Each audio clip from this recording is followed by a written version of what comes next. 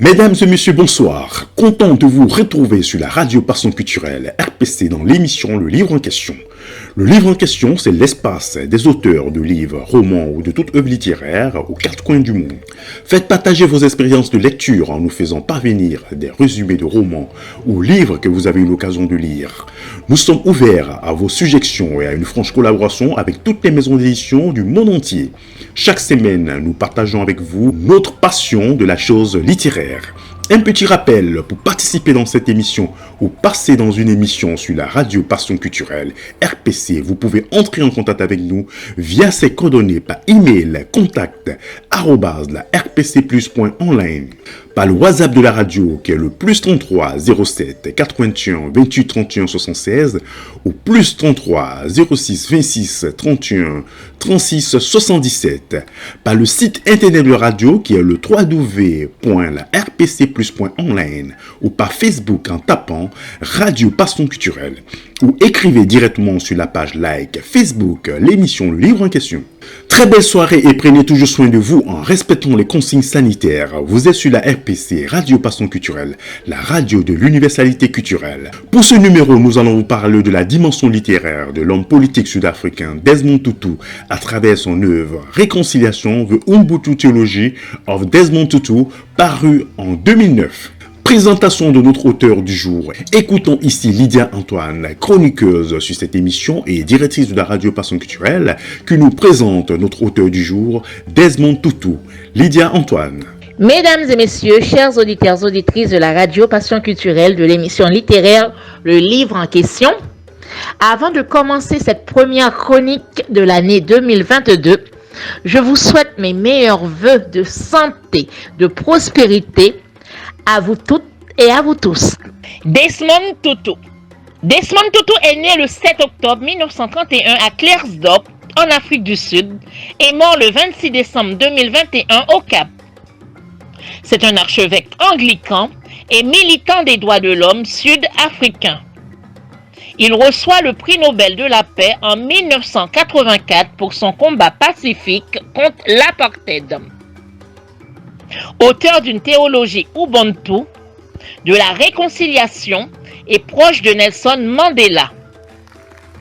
Il fut ensuite le président de la Commission de la vérité et de la réconciliation, chargé de faire la lumière sur les crimes et les exactions politiques commis durant l'apartheid, au nom des gouvernements sud-africains, mais également des crimes et exactions commis au nom des mouvements de libération nationale. Desmond Tutu est le deuxième des 3 enfants de Zakaria Zililo Tutu et de son épouse Aleta. La famille Tutu déménage à Johannesburg quand Desmond a 12 ans. Son père est enseignant et sa mère est femme de ménage et cuisinière dans une école pour les aveugles. À 4 ans, il est victime de la poliomyélite. Il en conserve toute sa vie une gêne au bras gauche. Il décide alors de s'orienter vers la théologie. De famille méthodiste, il se tourne vers l'église anglicane et est ordonné prêtre en 1961. À 30 ans, il devient l'aumônier de l'université de Fort Hare. Fort Hare est à l'époque une des seules universités de qualité pour les Noirs d'Afrique du Sud et d'Afrique australe. Les principaux dirigeants actuels du pays y ont étudié. En 1962, il s'installe avec sa femme et ses enfants à Londres et obtient en 1966 une maîtrise en théologie au King's College de Londres. Il retourne en 1967 en Afrique du Sud où il travaille comme professeur de théologie. Ses actions sont consignées dans plusieurs œuvres dont Dalai Lama, Desmond Tutu, Douglas Hasbram, Le Livre de la joie, Le bonheur durable dans un monde en mouvement, édition Flammarion 2016. Et bien d'autres livres encore. Merci à toi Lydia Antoine. Nous arrivons maintenant à notre rubrique, l'expression de la semaine, définition d'une expression littéraire. Aujourd'hui, c'est l'expression avoir la folie des grandeurs. Avoir la folie des grandeurs est une expression commune, mais connaissez-vous ses origines? Signification de l'expression. Cette expression désigne avoir une ambition sans limite, démesurée. Origine et définition. Cette expression française puise ses origines dans l'histoire de la France du milieu du XVIIe siècle sous le règne de Louis XIV. Explication. Nicolas Fouquet, un sujet de Louis XVI, aurait fait étalage de ses biens pour épater le roi.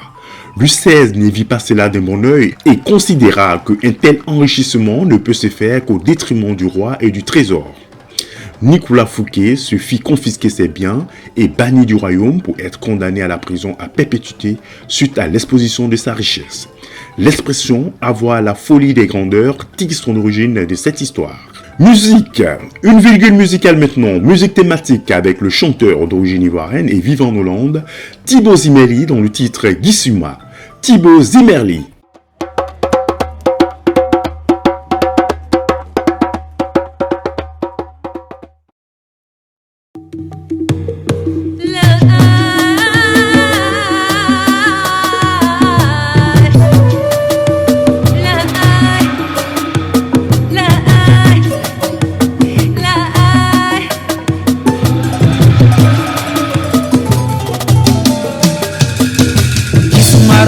Jisumarongo, tango jisuma,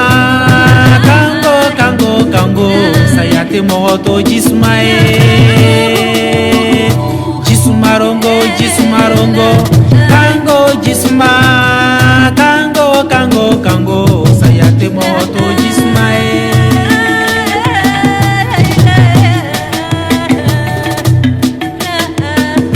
Demsen saya baradinya logobona. Kamele saya baradinya logobona. Sunguru saya baradinya logobona. Musokoro saya baradinya logobona. Jisumarongo, kango jisuma, kango, saya timoto jismae.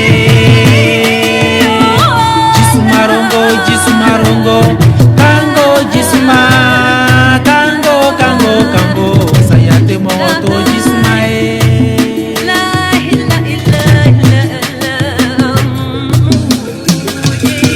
Jakoro saya baradinya logobona.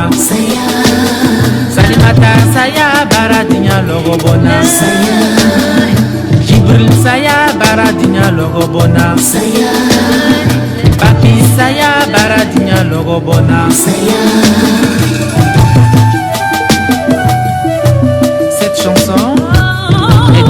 À tous les défunts du monde entier, en particulier Traoré Amadou Sekou, Aldo Moro, Louga François, Vicky Dou, Jimmy Yasset, Sœur Komo et Scorpio.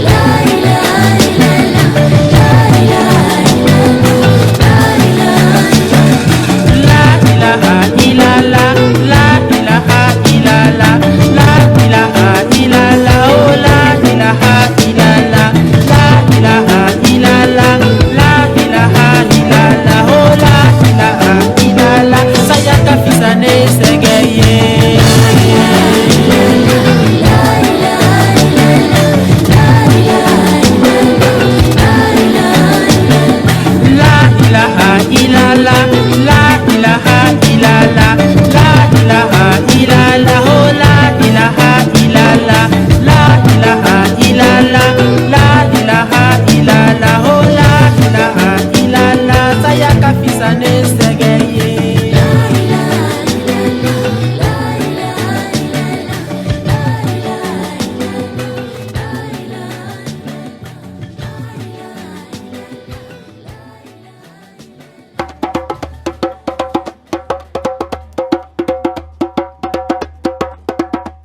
En librairie, présentation de quelques livres d'auteurs en librairie. Voici quelques œuvres d'auteurs que vous pouvez trouver en librairie. Je tiens à préciser que ces auteurs sont déjà passés dans notre émission Le Livre en question. Successivement, nous avons Cuba, l'Odyssée médicale, auteur Jean-Jacques Seymour. La traversée de l'existence, auteur Michael Nativel. Sur la piste du dernier Masquelili, auteur notre chroniqueuse Dani Loni. La vie chocolatée, auteur Lynn Fournier. Ma vie en action, auteur Clarisse Dadier. Dans l'univers des forces invisibles, auteur Béatrice Obiteki. L'Afrique libre ou la mort, auteur Kémy Seba. Le marketing ethnique pour les opérateurs télécoms en France de Wilson Labosière, qui est aussi collaborateur sur cette émission. Le recueil de poèmes Saison Noire de l'auteur Phénique Jasmin. Les recueils de nouvelles Trilogie africaine et les voix du cœur de votre serviteur Simplice Agnimo. Jeunes africains et caribéens face à l'avenir de Philomé Robert et Jean-Célestin et Djanké. Cannabis, un siècle de mensonges de Pierre Médel Guéhi. Et à corps et à cri de notre collègue Yéden Léon. En bonus, un poème de Phénique Jasmin en hommage aux victimes du puissant séisme qui a eu lieu en Haïti il y a de cela 12 ans. Phénique Jasmin. 12 janvier noir. Le soleil se déprima, puis se coucha au pied des larmes. 1000 bougies s'allumèrent devant la cathédrale d'un Port-au-Prince en torche d'avocat. Qui plaide le sang des innocents de la nature? La prière se donna rendez-vous au champ de Mars, sans nul leadership. Puis la chorale détonna dans la douleur, sans maestro. Au calme de l'espérance, pouvant dulcifier des rêves cassés en 1000 morceaux de stress, jusqu'à l'écho d'un traumatisme noir, ayant la même magnitude que le séisme qui fit débouler ma république, jusqu'à la transformer en un cimetière, à la belle étoile sans tombe ni baron. Oh, oh, oh, odeur fraternelle et répugnante. Oh, musée des ossements en pleine rue. Hélas, les chiens ont un nouvel ennemi, Lucille. Où fut ta main soignante, pauvre nature? Car vers 3 monta le sang des innocents du 12 janvier noir.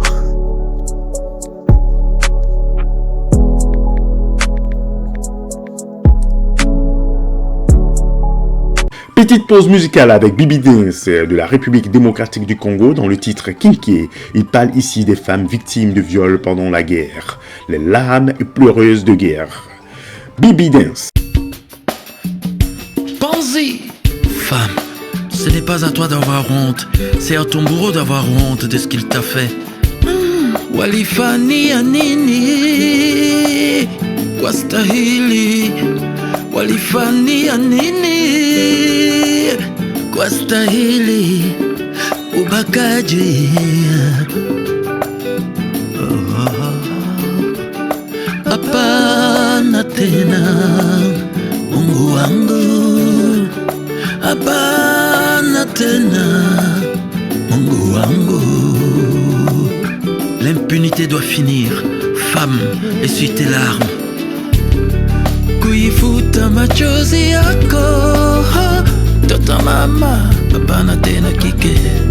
Mungu anakuponya kike. Et des milliers de voix se joindront à moi pour affronter la solitude, désigner une nouvelle voie, combattre la violence. Oh oui, désarmer l'indifférence, piquer, combattre l'insolence, dada, désarmer l'indifférence, piquer, oh fouinaïcha, piquer, je revois l'animal assouvir sa faim, me laissant briser derrière au loin. Laisse-moi chanter ma souffrance, condamner leur violence. Parfois une riche, mon âme ses fissures et béante sont mes plaies. Je ne suis plus qu'un corps damné, dénué de dignité, j'hurle tel une louve blessée, bafoué par des sauvages sans humanité. La panatène kike, moi, origine seconde chance là-bas, origine nouvelle vie là-bas, origine nouvelle chance là-bas, origine nouvelle vie là-bas.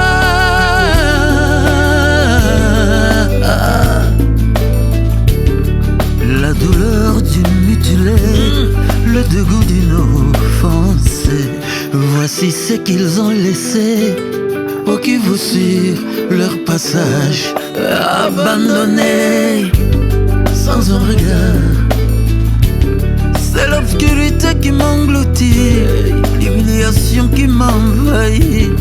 Mais je ne peux pas attendre de recommencer, mon agonie n'est pas encore arrivée. J'aurais une seconde chance, si je vais là-bas. J'aurais une nouvelle vie, si j'arrive à penser.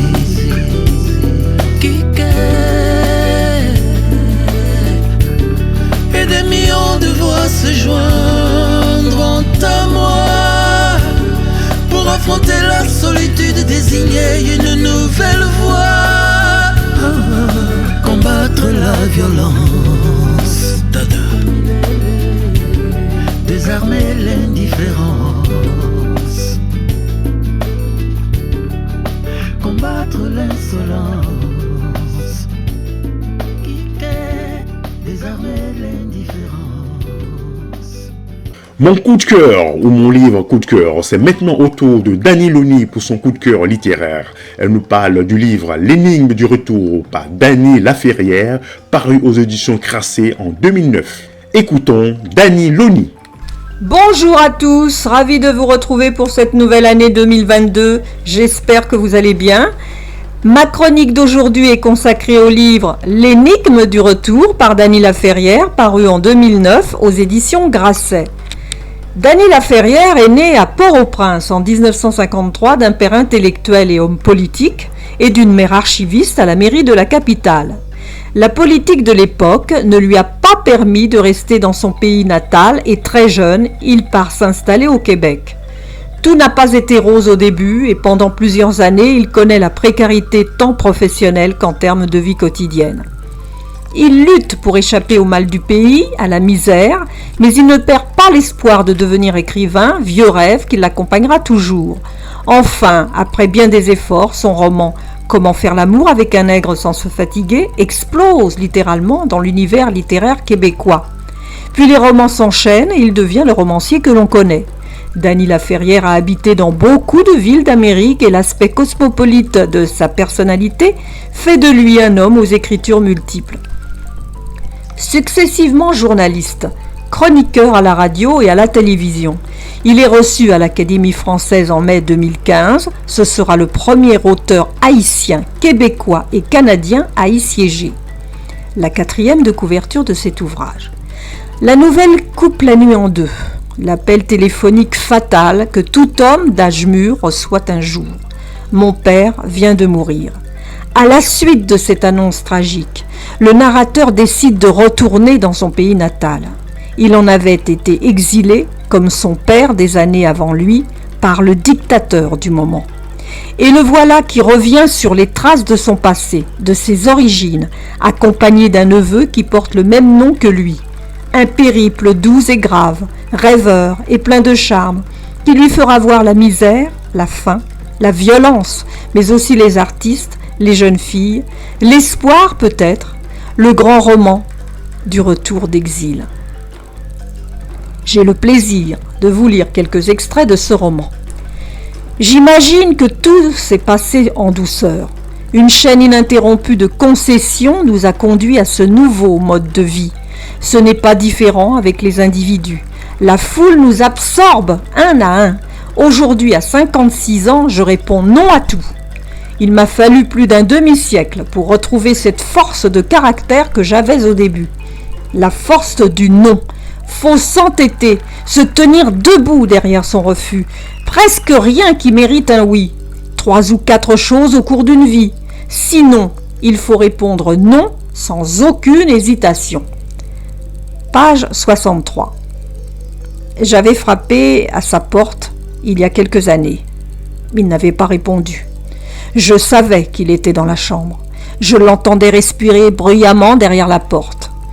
Comme j'avais fait le voyage depuis Montréal, j'ai donc insisté. Je l'entends encore hurler qu'il n'avait jamais eu d'enfant, ni de femme, ni de pays. J'étais arrivé trop tard.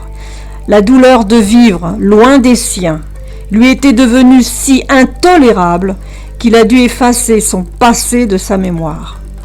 Page 43. Il y a 2 ans, après le passage d'un violent cyclone en Haïti, cette lettre d'un jeune étudiant qui m'enjoignait de faire savoir aux gens de bonne volonté qui pensent envoyer de la nourriture aux sinistrés qu'il serait souhaitable que chaque sac de riz soit accompagné d'une caisse de livres, car, écrit-il, nous ne mangeons pas pour vivre, mais pour pouvoir lire. Mon sentiment sur cet ouvrage. Dans ce récit, Dany Laferrière livre sans aucune hésitation sa vision, ses états d'âme sur ses réalités vécues à la suite du décès de son père. Sa décision du retour au pays natal n'est pas sans lui rappeler son enfance, l'affection indéfectible de sa mère qu'il retrouve. Avec l'auteur, les lecteurs découvrent la vie mouvementée de la population haïtienne, ses peurs, la faim chronique qui tiraille les estomacs souvent non soulagés et les chaudes journées sous un soleil écrasant, le fort tempérament des gens de ce pays qui leur donne cette volonté de vivre toujours avec l'espoir de changer un quotidien incertain. Tout ce qui rapproche les lecteurs de l'auteur dans ce roman, c'est la vérité des mots qu'il met pour raconter une histoire vraie qui pourrait ressembler sur bien des points à celle de n'importe qui d'entre nous. Merci à tous pour votre fidélité. J'aurai le plaisir de vous retrouver pour une nouvelle rubrique littéraire, mais en attendant, je vous présente mes meilleurs vœux pour cette nouvelle année 2022 et prenez soin de vous. Alors, pour finir, voici notre rubrique. Le proverbe ou citation du jour, la citation de ce jour. Quand un enfant a les mains propres, il prend son repas dans le sec des anciens. Proverbe africain. Votre émission, le livre en question prend ainsi fin. C'était Simplice Animaux pour vous servir. Restez entre vos lignes. Je tiens à préciser que vous pouvez retrouver les chroniques de cette émission sur la radio partenaire Fréquence Paris Pluriel sur les 106.3 FM en région parisienne et sur www.rfpp.net et c'est dans l'émission JD Info chaque dimanche de 8h à 10h.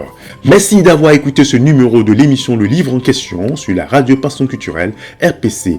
Rendez-vous à la semaine prochaine avec nos chroniqueuses et chroniqueurs Lydia Antoine et Dany Louni pour une autre édition de votre émission Le Livre en question. Merci à tous et à très vite. Pour rentrer en contact avec nous, c'est via ces coordonnées. Émission Le Livre en question, téléphone WhatsApp, plus 33 06 26 31 36 77, RPC, la radio Passion Culturelle, par mail, contact, @rpcplus.online, par le WhatsApp de la radio qui est le plus 33 07 81 28 31 76, ou par le site internet de la radio qui est le www.rpcplus.online, ou par Facebook en tapant Radio Passion Culturelle, ou passez nous voir dans notre studio qui se trouve au 141 avenue de Vendôme à Issy-les-Moulineaux. Conception, production, réalisation, Simplice Animaux. On se quitte en musique avec cette fusion afro-techno avec Bibi Dance et Francis Messier, DJ mixeur new-yorkais, une chante ici, Bolingo Langa. À très bientôt.